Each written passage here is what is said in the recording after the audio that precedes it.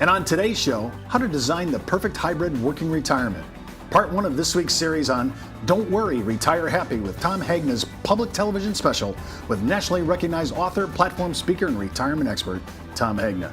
Hi everyone, I'm Steve Savant, financial columnist and contributing author to InsMark, LifeSpecs, and Backroom Technician. Let's get down to business. Well, welcome to the show, Tom. Hey, great, Steve. Great to be with you. Great to have you back. You've been on our show several times, and now this public television special that you've been doing, huge. Saw it in December. It's out there all over. You should see it. If you haven't seen it yet, you need to watch this show because this is how consumers, they really love this show. Yeah, it's been going great. So talk to me a little bit about when we're talking about a plan. Now we're going to talk about something that sounds so obvious, you know what I mean, when I think about it, but it's really not as obvious as we think. And one of the reasons, of course, not only is Tommy a popular platform speaker, but Tom has huge resume. He's written several books. He's on MDRT, some of the top places and platform to speak, as well as he's done a huge service to our country. Thank you for your service in the U.S. Army as Lieutenant Colonel for 22 years. Appreciate it. Thank you, Steve. Let's talk about the plan. It seems pretty obvious, but really, we need a plan. Yeah. So if we look at this whole new public TV special and the new book, it's 7 steps to retirement security, 7 simple steps. And step number 1, you got to have a plan. And the reason is if you have a plan, you're going to be more comfortable and confident in retirement than if you don't have a plan. So the people who've had a plan, they're much more confident than people who don't have a plan. And how are you going to get somewhere if you don't know where you're going? Tom, I'm really surprised. In many of our audiences, we have a lot of financial advisors that do a plan, but the vast majority of people who are licensed are still selling product only and not an integrated and correlated plan. Yeah, I mean, you really got to have a plan. And for financial advisors, they need to be doing a holistic view of the client. What's their situation? What's best for them instead of just a product? What are the risks that they're facing? And how do you take those risks off the table? Well, kind of walk us through what your thinking is here. So, you know, when your parents retired, it was much simpler. They had a pension. They had their Social Security, and there was very little need for them to really save up money in a nest egg. Well, our retirement's very different. Many of us are going to have little or no pension. Social Security is still going to be there, but the majority of our retirement is going to fall on us and our saving. And many people have not saved enough. They forgot to pay themselves first, and they really don't have a plan. And they need to have a financial professional. That's the other thing. This is the first time the American people have been told, you need to have a plan and you need to work with a financial professional. This is not a do-it-yourself project. When I think about people that are really skilled in retirement modeling and understand this, there are many out there that this is all they do is retirement planning. Yeah. Tommy, when you're talking about this, people, the consumer is just waking up to this. Our idea of bringing new ideas to the table. The last show that we had you on, we did guaranteed income. That's all we talked about. Right. This is going to incorporate that plus much more. Plus life insurance, plus long-term care, plus using home equity wisely. There's a lot of things to retiring properly. So the 2 basic questions: what do I need my retirement income to do, and what do I want my retirement income to do? Now, for most people, it should be the same for what do I need my retirement income to do. It's got to cover your basic expenses in retirement. But as far as what do I want it to do, see, I call this the paychecks, and I call this the play checks. Because if the truth were told, most people aren't fully enjoying their retirement. And we all know people like this. They're in their 60s, 70s, they got plenty of money, they don't even touch it. Now, when I was an advisor, I'd kind of bust those clients and say, wait a minute now, you told me when you retired you were going to join the country club, you're going to buy a new boat, you're going to go on a cruise, you're going to see the world. Have you done that yet? Most of these people say, no, we haven't done that yet. You know why? Because just in case. They're saving this money just in case. They don't have a plan, and they're concerned about everything that's going on. And so what happens is they don't touch their money, they don't touch their money, they don't touch their money, then they die. What happens to money? Goes to kids. What do the kids do with it? They join the country club. They buy a new boat. They go on a cruise and they see the world. And so what I'm trying to help 78 million baby boomers is, number 1, not run out of money. And number 2, actually enjoy their retirement. Now, Tom, I've heard you say this before, and this is part of your plan. If I have guaranteed, I'm going to have guaranteed expenses, something I can't get around. You're trying to match up guaranteed expenses that are going to have some kind of inflation to it with guaranteed income that's going to have some kind of COLA to it. Yeah, I mean, ideally you'd have a guaranteed lifetime income with COLA adjustment. If you don't have guaranteed income with COLA adjustment, then what you want to do is you can invest the rest of that money more aggressively into stocks and real estate and mutual funds so that if we get inflation, the portfolio goes up, and then you can take profits and buy more income. What more about the plan that you're really bringing us to today? Well, another thing I say in the television shows, don't base it on popular notions. Like some people say you need to have 80% of your pre-retirement income to retire successfully. There are many people who've retired on 60% or 50%. So it's what's important to the client.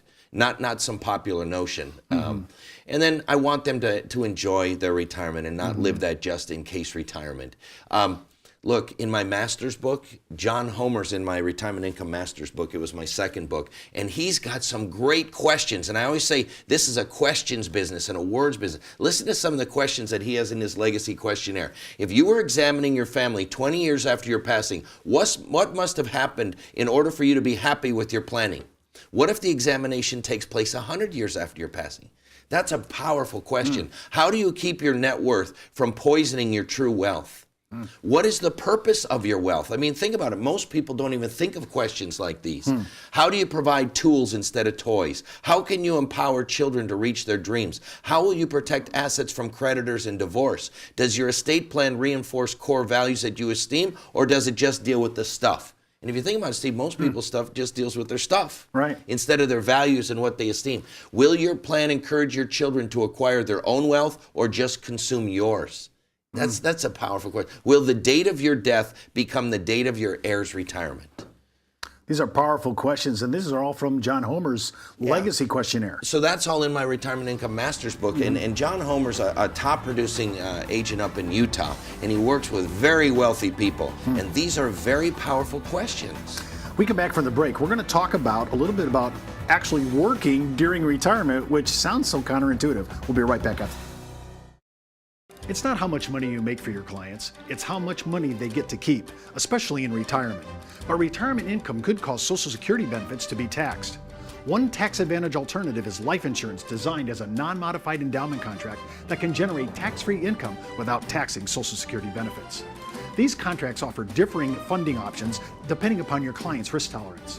For more information on how life insurance can be part of your retirement planning, just email me at steve@downtobusiness.tv. Brought to you by Ash Brokerage, the practice enhancement company. Well, welcome back to our second segment. Of course, we're with Tom Hagna. Tommy, your new book out, Don't Worry, Retire Happy. Talk about that. Well, I have a whole series of things. So there's a new book, Don't Worry, Retire Happy, 7 Steps to Retirement Security. There's a DVD that comes with it. And what agents all across the country are finding success with is having a client watch the DVD, read the book, and they're literally filling out the applications afterwards. There's a bonus DVD on guaranteed income where I talk about the importance of guaranteed lifetime income and life insurance. There's an audio book because some people listen to it audio. I've got an audio CD on long-term care and Social Security. I have a whole Social Security guide on how to maximize Social Security benefits. So what I've tried to do is put together an entire package from A to Z, video, audio, and reading, that anybody can pick this stuff up and learn how to retire successfully and happy.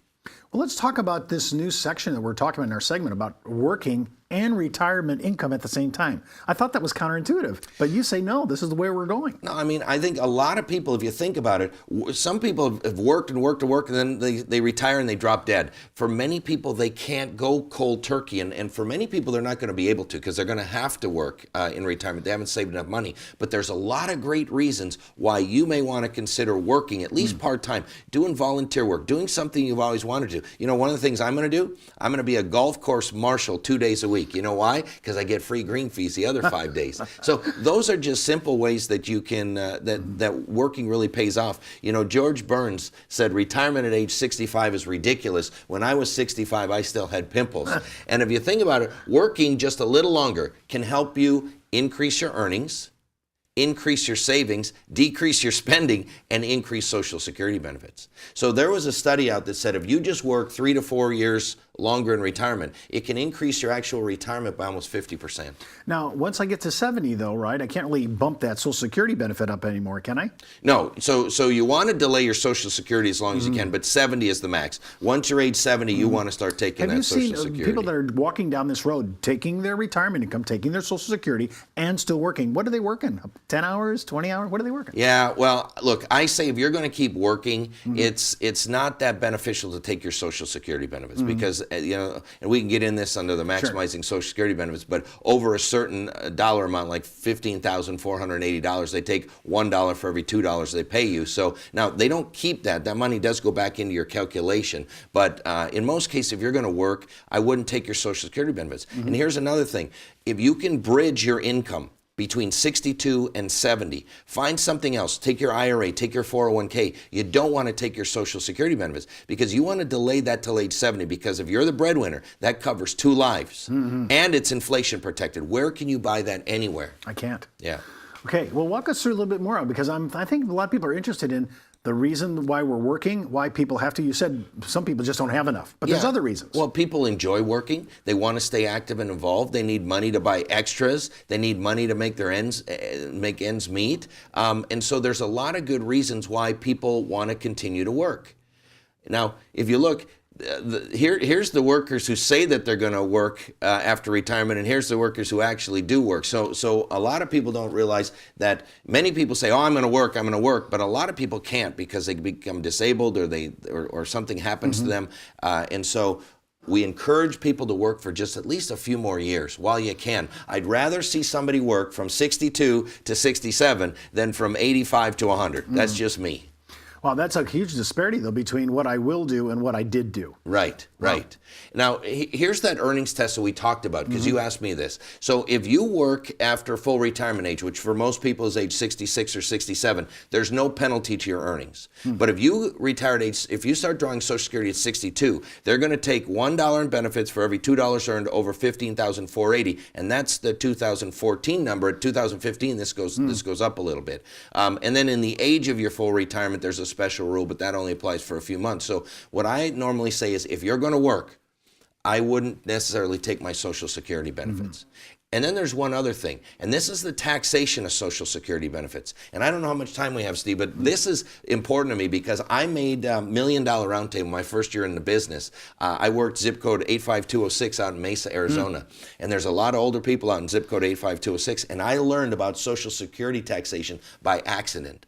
I found there were a lot of middle-income senior citizens who had tax-free bonds. Why did they buy tax-free bonds? Because they thought they were tax-free. Did you know every penny you earn in tax-free bond interest counts towards the taxation of Social Security benefits? So by just moving some of these middle-income seniors' tax-free bonds into a deferred annuity, I got them from paying tax on 85% of their Social Security benefits down to paying no Social Security tax. That's a huge issue because everybody's talking about, I'll wait, but then I don't know how to deal with the taxation treatment. And you're talking about moving people into a whole new realm of reducing their exposure to Social Security taxation. So here's how Social Security taxation works. If you have less than $25,000 of income single, if you're married, have less than $32,000, you'll pay 0 tax on your Social Security benefits. But if you're single and have $25,000 to $34,000 or married $32,000 to $44,000, then up to 50% of your Social Security benefits can be taxed. If you're single and have income over $34,000 and married have over $44,000, then up to 85% of your Social Security benefits can be taxed. Now, what counts? I have a good word. Basically, everything. Now, there's a few things that don't count. Roth IRAs don't count. Life insurance doesn't count. But almost everything counts.